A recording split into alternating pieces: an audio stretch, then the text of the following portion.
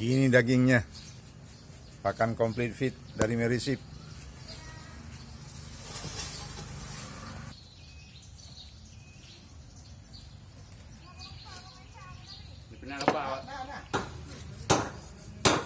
Umaron rin ang kulong. Nagbabedu kayo. Kadang-kadang orang ada ulam dia. Panggang.